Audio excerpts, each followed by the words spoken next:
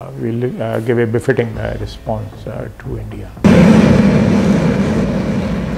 ভারতের পক্ষ থেকে সামরিক হামলার আশঙ্কা করছে পাকিস্তান, আর এরই প্রেক্ষিতে সীমান্তে সেনা মোতায়েন বৃদ্ধি করেছে দেশটি।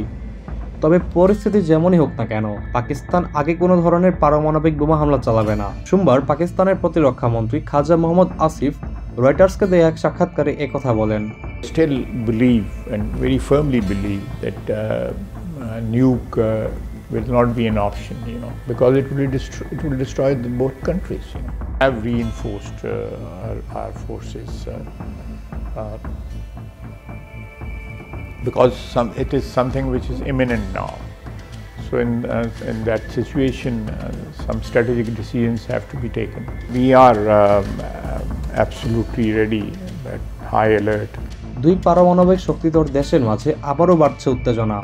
ভারত ও পাকিস্তান মুখোমুখি এক অনিশ্চিত দ্বন্দ্বের মুখে। পাকিস্তানের প্রতিরক্ষা মন্ত্রীর ভাষায়, পাকিস্তান যুদ্ধ চায় না, বরং সংযমের পক্ষেই আছে। তবে যদি অস্তিত্ব হুমকির মুখে পড়ে, প্রতিরোধ করাটাই রাষ্ট্রের দায়িত্ব। If there is a violation of our airspace or violation of the ground, if we are engaged in any way on the seas, we are prepared to respond, inshallah.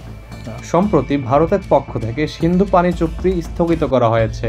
পাকিস্তানের চোখে এটি কোনো স্রেফ কূটনৈতিক পদক্ষেপ নয়, এটি অলিখিত যুদ্ধ ঘোষণার মতো, বলেন প্রতিরক্ষা মন্ত্রী। 1960 সালে বিশ্বব্যাংকের মধ্যস্থতায় ভারত ও পাকিস্তানের মধ্যে এই আন্তর্জাতিক চুক্তি স্বাক্ষরিত হয়েছিল। এদিকে পাকিস্তান ভারতীয় বিমানে নিষেধাজ্ঞা দিয়েছে, পাকিস্তানের আকাশপথ দিয়ে চলাচল করতে পারছে না।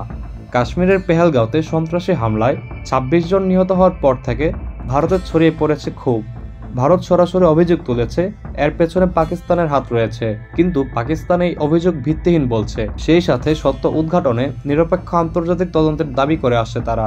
এদিকে চীন ও যুক্তরাষ্ট্র কেউই সরাসরি কোনো পক্ষ নেয়নি। চীন বলছে দুই দেশ সংযত হোক। মার্কিন প্রেসিডেন্ট ডোনাল্ড ট্রাম্প গত সপ্তাহে বলেছিলেন ভারত ও পাকিস্তান নিজেরাই নিজেদের সম্পর্ক ঠিক করবে।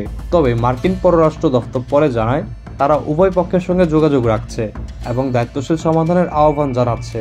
পাকিস্তান জানিয়ে দিয়েছে তারা সর্বোচ্চ সতর্কতায় আছে, আর এমন পরিস্থিতিতে তারা শান্তি চায়, তবে আত্মসমর্পণ নয়। উল্লেখ্য, ভারত আরও অভিযোগ করে বলেছে পাকিস্তান 2008 সালের মুম্বাই হামলার পেছনে থাকা ইসলামী জঙ্গিদের সহায়তা করেছিল। সেই হামলায় 166 জন নিহত হয়, যার মধ্যে বিদেশিও ছিল। পাকিস্তান যদিও এই অভিযোগ অস্বীকার করে।